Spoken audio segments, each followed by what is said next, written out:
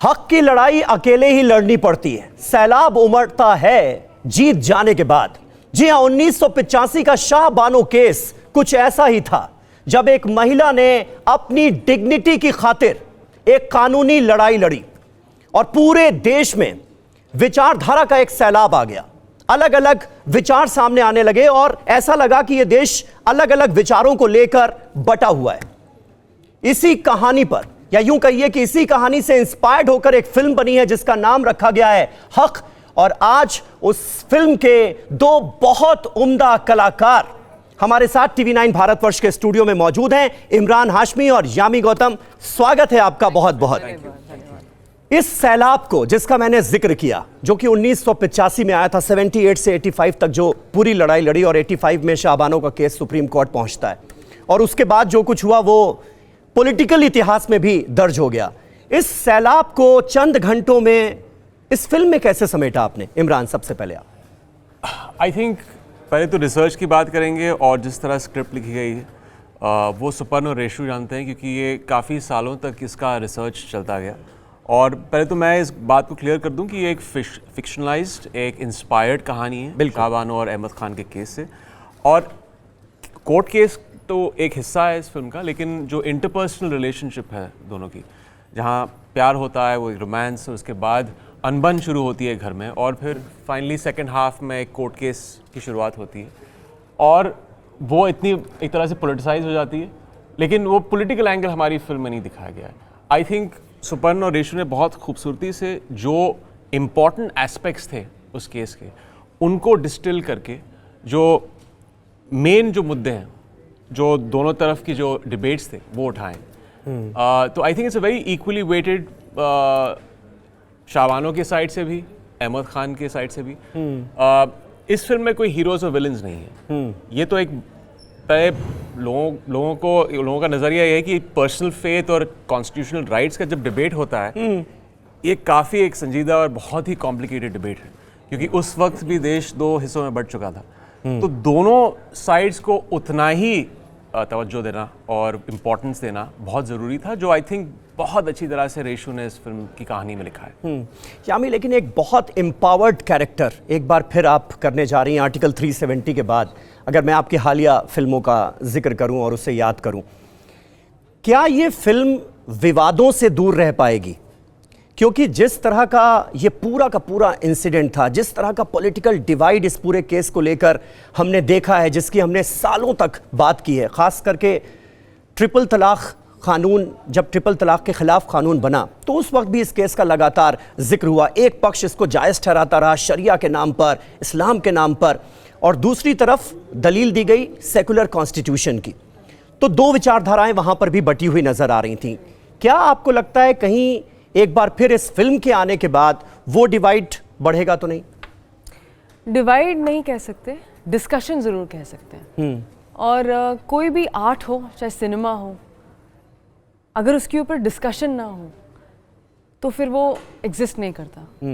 और मैं एक छोटे से टाइम के लिए लॉ स्टूडेंट रही हूँ, मुझे शायद जिक्र भी नहीं करना चाहिए क्योंकि बहुत टाइम हो गया है। But the fact is, no, आपकी पढ़ाई इनकम्प्लीट है अगर आपने इस केस के बारे में ना पढ़ा हो। आपने अगर लॉ स्टूडेंट भी नहीं रहा हो, पर कोई न्यूज़पेपर उस वक्त नहीं होगा जहाँ पर आपने वो तस्वीरें ना देखी, और उस टाइम सोशल मीडिया का ज़माना भी नहीं था। पर मुझे लगता एक जो सर्टन जनरेशन है, जो आगे आने वाली पीढ़ी है, शायद उन्हें पता ही नहीं है कि क्या जोड़ता है हमें आज और हमारा कल। और कई बार हमारी कल्चरल हिस्ट्री के साथ साथ पॉलिटिकल हिस्ट्री भी जानना ज़रूरी है। एक तो ये पहलू है। दूसरा है कि फिल्म किस बारे में है। हमने जो ये सोच के साइन किया, आप वो डर नहीं रख सकते। और मैं कर चुकी हूँ आर्टिकल 370 उरी 5-6 साल पहले, कि विवाद होगा और ये होगा, ये सब बाय प्रोडक्ट है। दो ही केसेस में डिस्कशन होती है, या तो आपको कुछ बहुत अच्छा लगता है या कुछ बिल्कुल नहीं अच्छा लगता। Average has no place for anything. Right. हमने अपनी तरफ से कोशिश की है बहुत अच्छी फिल्म बनाने की, जिसमें हाँ कुछ सोशल एक कहीं वो भी बात कही गई है, पर एसेंशियली कहानी है दो लोगों की, शाज़े और अब्बास, जिनके खुद के पर्सनल रिलेशनशिप जैसे कदम रखते हैं कोर्ट में, और फिर उसके बाद जो हुआ, क्यों हुआ, कैसे हुआ, the journey of two people, the pain, betrayal, बहुत सारे इमोशंस, और ये एक फिल्म में कैसे पिरोए गए हैं। अदरवाइज डॉक्यूमेंट्रीज भी बहुत हैं, डॉक्यू ड्रामाज भी बहुत है, पर हम एक एंटरटेनमेंट बिजनेस में हैं, हमें लोगों को एंटरटेन करना ही हमारी जिम्मेदारी है। तो अगर हम लाएं उन्हें थिएटर तक, उन्हें वहाँ पर, हम अपने किस हक से कहें कि आप ये फिल्म देखिए। हाँ। हमें विश्वास है कि हमने अपनी तरफ से एक ऑनेस्ट, एक अच्छी फिल्म बनाई है, बाकी सब बाय प्रोडक्ट है इसका। नहीं, और इसी तरह से आलोचना करने वालों को भी हक है अपनी बात कहने का। बिल्कुल। तो जैसा कि इस फिल्म के ट्रेलर से ही लग रहा है, एक रियल लाइफ इंसिडेंट से इंस्पायर होकर ये फिल्म बनाई गई है। शाह बानो का केस हम सब जानते हैं कि किस तरह से शाह बानो नाम की उस महिला ने कानूनी जंग लड़ी अपनी डिग्निटी की खातिर और मेंटेनेंस की खातिर। लेकिन उस वक्त दलीलें दी गई शरिया की, उस वक्त दलीलें दी गई कि भाई नहीं, मुस्लिम पर्सनल लॉ इसकी इजाज़त नहीं देता है। कोर्ट ने उनके पक्ष में फैसला दिया, लेकिन उस वक्त की सरकार ने, राजीव गांधी की सरकार थी उस वक्त, और उसने उस आदेश को संसद के जरिए पलटने का काम किया। यानी एक वर्ग को खुश करने की कोशिश की गई। उसके बाद मुस्लिम तुष्टीकरण के भी बड़े आरोप लगे उस वक्त की सरकार पर, और उसके बाद बहुत कुछ बदला। तो मैं आपसे ये जानना चाह रहा हूँ, आज जब कुछ लोग ये कह रहे हैं कि भाई इस फिल्म में इस्लाम को गलत नज़रिए से या मुसलमानों को गलत नज़रिए से पेश करने की कोशिश की गई है, तो इसका क्या जवाब होगा? हमारी फिल्म को सेंसर सर्टिफिकेट मिल चुका है भारत से भी और यूएई से भी। नो कट्स, 13+ हियर और 15 वर्ष से ऊपर यूएई में। ये अपने आप में मुझे लगता है बहुत बड़ा जवाब है, सही जवाब है, विदाउट साउंडिंग एनीथिंग कि फिल्म में क्या है। अगर ऐसा कुछ होता तो वहीं से ऑब्जेक्शन आ जाता। मेरी पिछली फिल्म आर्टिकल 370 वहाँ नहीं रिलीज हो पाई, whatever reason. So this film which is essentially talking about जिस लॉ की आप बात कर रहे हैं, जिस कम्युनिटी की आप बात कर रहे हैं, अगर ऐसा कुछ ऑब्जेक्शनेबल होता या कुछ डिसरिस्पेक्टफुल होता, मुझे नहीं लगता हमें ये सर्टिफिकेशन मिलता। तो बाकी मैं बहुत उत्सुक हूँ, काश हम और बातें कर पाते इस बार, क्योंकि हम तो एक्टर्स हैं, हमारा काम है काम करना। स्क्रिप्ट हमें पता है, कहानी हमें पता है, हमने उसमें क्या दिखाया है। कुछ रियलिटी है काफ़ी, कुछ फिक्शन भी है, पर कैसे मूल सार जो है फिल्म का वही है। वो क्या है मूल सार, वो आप सबकी समझ पर है। लेकिन अल्टीमेटली इमरान जी, इस्लाम धर्म से जुड़ी एक कुरीति कह लीजिए, उस पर ही कहीं ना कहीं ये पूरा मामला बेस्ड था। ट्रिपल तलाक कह लीजिए या तलाक के बाद मेंटेनेंस ना देने की ये जो पूरी कवायद रही, जिसको लेकर कानूनी लड़ाई लड़ी गई, और अल्टीमेटली इतनी लड़ाई लड़ने के बाद भी उस महिला को इंसाफ तो नहीं मिल पाया, क्योंकि उस वक्त कानून बना दिया गया, उस आदेश को ही पलट दिया गया। एक मुस्लिम कलाकार के तौर पर क्या ये किरदार अदा करना आपके लिए एक चैलेंज था, चुनौती थी? नहीं, डेफिनेटली एक चैलेंज था। इसलिए अगर चैलेंज नहीं होता तो मैं ये करता नहीं। और मैं काफ़ी सारे इंटरव्यूज़ में कह चुका हूँ कि जिन फिल्मों में जब आप स्क्रिप्ट पढ़ते हैं, आपको पहले तो फर्स्ट रीडिंग में वो कैरेक्टर समझ में नहीं आता है, क्योंकि आपकी जो कल्चरल या आप कह सकते हैं एनवायरनमेंट जो जिसमें आप पले बढ़े हैं वो बहुत अलग है उस कैरेक्टर से। वही बहुत इंटरेस्टिंग होता है, क्योंकि फिर आप अगर उस चीज़ में जाना चाहते हैं, उस कैरेक्टर में खो जाना चाहते हैं, तो उसमें बहुत काम लगता है। तो अब्बास खान को समझना वो एक प्रोसेस था।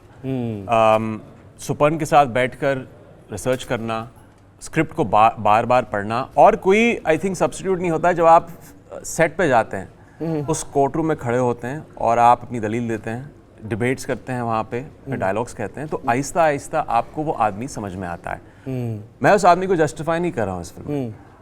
जो ऑडियंस का नज़रिया होगा अब्बास को लेकर, वो मैं नहीं जानता हूँ, लेकिन आई थिंक वो जो मैंने सीखा है इस फिल्म में, वो अपने स्टॉन्च पर्सनल बिलीफ और अपने रिलीजन के डॉक्ट्रिन से और उसकी परसेप्शन जो टेनेंट्स हैं उसके रिलीजन के, उस पे वो कहीं अड़ गया था। और वो जानता था पूरी बिलीफ अब कि वो सच है और वो सही है इस सिचुएशन में, वो अपने हक के लिए लड़ रहा था। अपने आप को आप कन्विंस्ड कर पाए इस पूरी शूटिंग के दौरान अब्बास खान के तौर पर, उसके पॉइंट ऑफ व्यू से? आई हैड टू, क्योंकि मेरी आइडियोलॉजी बहुत अलग है। तो अगर मुझे कन्विंस करना है तो पहले तो उस कैरेक्टर मुझे घुसना पड़ता है। और जब आप इनैक्ट कर रहे हैं सीन्स, तो वहीं आप कहीं ना कहीं उस कैरेक्टर को समझने लगते हैं। अच्छा यामी, कुल मिलाकर अगर देखा जाए तो क्योंकि पॉलिटिकल इश्यूज़ की अगर हम बात करते हैं तो अब देखिए राम मंदिर बन गया, आर्टिकल 370 हट गया, अब आगे कहा जा रहा है कि यूनिफॉर्म सिविल कोड लाया जाना है। कई राज्यों में इसके लिए कानून बन भी गए हैं और ये फिल्म जो है ये बात करती है सेकुलर लॉ की, एक तरह से कुल मिलाकर कि भाई मुस्लिम पर्सनल लॉ नहीं, महिला के अधिकार जो है वो चाहे हिंदू महिला हो या मुस्लिम महिला हो उसके एक होने चाहिए, गुजारा भत्ता उसको मिलना चाहिए तो मिलना चाहिए और मुस्लिम पर्सनल लॉ उसकी राह में रोड़ा नहीं बनना चाहिए। क्या कहीं ना कहीं ये इस फिल्म के ज़रिए बताने की कोशिश भी है कि यूनिफॉर्म सिविल कोड, समान नागरिक संहिता वो ज़रूरी है देश के लिए? देखिए फिल्म में क्या है वो तो हम सब फिल्म देख के डिसाइड करेंगे। बाकी इस देश का नागरिक होने के नाते और एक महिला होने के नाते मैं तो यही चाहूँगी, चाहे कोई भी कम्युनिटी हो, कोई भी हो, रिस्पेक्ट और डिग्निटी सबके लिए बहुत ज़रूरी है। चाहे कोई भी वर्ग हो, कोई भी हो, I think that's the most human necessity. बाकी सब चीज़ें आती, फिल्म में भी एक डायलॉग है, कभी कभी हमें सिर्फ प्यार नहीं चाहिए होता, हमें अपनी इज्जत भी चाहिए। जहाँ तक कि दूसरी बात है, जहाँ पॉलिटिक्स की बात आती है, मुझे लगता है इतने इतने दिग्गज हैं, इतने इतने डिग्निटरीज़ हैं, विजनरीज़ हैं और एक्टर्स को तो जितना ज़्यादा हो सके इस पर कम बात करनी चाहिए। जिसका काम उसी को साजे, है ना? जिसका काम उसी को साजे। लेकिन आपको तो आदत हो गई है, मैं इतनी आपको तो आदत हो गई है, काबिल हूँ कि मैं इस बारे में टिप्पणी दे सकूं। उरी के बाद, आर्टिकल 370 के बाद और अब हक के बाद आपसे तो लगातार इस तरह के सवाल पूछे जा रहे हैं। लेकिन इमरान भाई, पहला ये ऐसा वाकया होगा जब आपसे पॉलिटिकल सवाल हो रहे हैं और आपके पॉलिटिकल इंक्लिनेशन को भी लोग जानने की कोशिश कर रहे हैं। न्यूज़ चैनल से मैं सीख रहा हूँ और इनसे भी सीख रहा हूँ, सीख रहे हैं कि पॉलिटिकल सवालों के जवाब कैसे दें। नहीं, आई थिंक देखिए हमारी फिल्म में तो जैसे मैंने कहा कि इसमें हमने कुछ पोलिटिसाइज नहीं किया है। हाँ। मैं इस फिल्म में इसलिए काम कर रहा हूँ कि मुझे किरदार पसंद है, मुझे ये कहानी पसंद है और हमने वो पॉलिटिकल टिल्ट इस फिल्म में नहीं लिया है। तो मैं थोड़ा सा समझ भी रहा हूँ कि जब न्यूज़ चैनल में जा रहे हैं तो इन्होंने इसको एक पॉलिटिकल टिल्ट दे दिया है और मैं समझ रहा हूँ क्यों, क्योंकि आप कुछ एक्सट्रैक्ट कर रहे हैं, आपने कुछ देखा है इसमें प्रोमो में, लेकिन आप अज्यूम कर रहे हैं कि फिल्म में कुछ ऐसा होगा। भाई ऐसा इसलिए भी है ना क्योंकि बॉलीवुड में भी, फिल्म इंडस्ट्री में भी हम देख रहे हैं आजकल पॉलिटिकल नैरेटिव के बिहाफ पर दो गुट बने हुए नजर आते हैं और आजकल तमाम जो सितारे हैं वो पॉलिटिकल इंक्लिनेशन उनका किस तरफ है ये बहुत खुलकर जाहिर भी करते नजर आए हैं। आपका मैंने अभी तक ऐसा देखा नहीं। और वही कह रहा हूँ मैं कि लोग अज्यूम कर रहे हैं कि इसमें नैरेटिव कुछ होगा। हाँ, लेकिन जब लोग फिल्म देखेंगे और होपफुली जब हम वापस आएंगे यहाँ पे फिल्म की सक्सेस के बाद आपके साथ इंटरव्यू करने के लिए दोबारा, फिर आपके क्वेश्चंस बहुत अलग होंगे। तो इस फिल्म को करने के दौरान या करने के बाद आपको ऐसा महसूस हुआ कि यूनिफॉर्म सिविल कोड जो है वो होना चाहिए देश में, समान नागरिक संहिता? देखिए मैं इसमें, जैसे यामी ने कहा, मेरी इसमें ना तो रुचि है ना ज़्यादा मेरी नॉलेज बेस ज़्यादा है। हाँ। तो मैं इस पर कुछ ना ही कहूँ तो अच्छा है। जब मैं इस पर इंफॉर्मेशन बटोर लूँगा और कुछ जानूंगा इस पे तो मैं बात कर सकूंगा। अच्छा, हार्डकोर कमर्शियल फिल्मों से ऐसी फिल्में करना कितना अलग एक्सपीरियंस रहा? मतलब एक वो सीरियल किसर वाली इमेज जो कहीं ना कहीं आपके साथ चिपकी रहती है और अब इस तरह की फिल्में जिसमें आप नए नए तरह के रोल आजमाने की कोशिश कर रहे हैं और एक एक्टर के तौर पर जो आपका पोटेंशियल है वो सामने भी आता हुआ हम देखते हैं। आप क्या डिफरेंस पाते हैं? आई थिंक अलग अलग किस्म की ऑडियंसेस हैं, अलग अलग टोनैलिटीज़ होती हैं फिल्मों को लेकर। मैं मर्डर भी करता हूँ, फिर एक शंघाई में भी मैंने की 2010 में, ग्राउंड ज़ीरो भी की। तो बहुत ज़रूरी है, अगर आप यहाँ इंडस्ट्री में लॉन्जेविटी चाहते हैं तो अलग अलग किस्म के किरदार निभाना बहुत ज़रूरी है। आप अपने कंफर्ट जोन से बाहर निकलना बहुत ज़रूरी है। ये कहानी मुझे पसंद आई, मैंने कभी लॉयर का किरदार निभाया नहीं था, तो मुझे बहुत चैलेंजिंग लगा और इसलिए मैंने ये फिल्म की। तो यामी, मैंने सुना कि इस फिल्म में 8 से 10 मिनट का आपका एक मोनोलॉग है और वो बिना किसी ब्रेक, बिना किसी कट के शूट हुआ है, कैसे? हाँ देखिए, ये अब हमारा टॉप है, ये रेलेवेंट क्वेश्चन है। इसमें तो इमरान भी आएंगे साथ में क्योंकि हम दोनों का मोनोलॉग है। और कई बार ऐसे डायलॉग्स जब मिलते हैं जो सिर्फ डायलॉग नहीं है, सिर्फ वो पन्ने जो हमारे पास 10-12 पन्ने थे वो नहीं है, वो एक सार है, सिर्फ ना कि सिर्फ फिल्म का, बट कहीं ना कहीं हमें पता है कि ऑडियंस में बैठा या कोई महिला या कोई पुरुष हमें अपने आप में, हमें खुद में देख रहा है, हमें खुद को ढूंढ रहा है, कनेक्ट करता है। तो एक तो ऑफ कोर्स टेक्निकली स्पीकिंग तो वो प्रेशर की एक टेक का प्रेशर नहीं था, बट क्योंकि मैं ये 2 फिल्मों में पहले कर चुकी हूँ, 3 फिल्मों में इनफैक्ट मोनोलॉग कर चुकी हूँ, मुझे पता है कि वो जो इमोशन है, वो जो रिदम है, वो ब्रेक नहीं हो सकता। होता होगा डायरेक्टर कुछ कि आप पिकअप कर लेते हैं, अगर कट हो गया कुछ हो गया वहीं से उठा लेते हैं, पर मैं अपने डायरेक्टर और एडिटर को चॉइस देना चाहती हूँ, आपकी मर्जी, आपको कट करना है, आपको किसी और का रिएक्शन लगाना है, जो लगाना ही पड़ता है for creative reasons, for the scene to be wholesome, पर आपको लगाना है नहीं लगाना वो आपकी मर्जी होनी चाहिए, वो आपकी मजबूरी नहीं होनी चाहिए। और बहुत ही खूबसूरत लिखा है रेशू ने, रेशू, सुपर्ण, इद्राक थे हमारे साथ जो डायलॉग कोच, सब ने अपने अपने जो एक होता है ना कि अपने दिल में क्या एक बात है, क्योंकि उस वक्त हम सिर्फ शाजिया या अब्बास के लिए शायद वो नहीं लिख रहे थे, कहीं ना कहीं हम दोनों ही जो किरदार हम दोनों के सब किसी न किसी को रिप्रेजेंट करते हैं, ना ही सिर्फ हम सिर्फ कम्युनिटी की बात नहीं कर रहे हैं, हम बहुत सारी चीज़ों की बात कर रहे हैं। तो एक मौका था, एंड जब कोई चीज़ दिल से निकलती है, कैमरा बहुत मर्सीलेस होता है, निर्दयी होता है, एक एक हरकत को, आंख की पलक को पकड़ लेता है, वो of course you know that, मैं किसे समझा रही हूँ, तो उम्मीद है कि लोगों को वो दिल को छुएगा। बिल्कुल, चलिए इसी उम्मीद के साथ इस शो को यहीं पर वाइंड अप करते हैं। आप दोनों का बहुत बहुत शुक्रिया TV9 भारतवर्ष के स्टूडियो में आने के लिए, और जब बात दिल से निकलती है तो वो दूर तलक जाती भी है, और हम यही उम्मीद करते हैं कि इस फिल्म के जरिए जो मैसेज देने की कोशिश की गई है, जो विमेन एम्पावरमेंट का मैसेज है, जो एक औरत की डिग्निटी का मैसेज दिया गया है, वो दूर तलक जाएगा। बहुत बहुत शुक्रिया आप दोनों का हमारे साथ जुड़ने के लिए। Thank you thank you so much.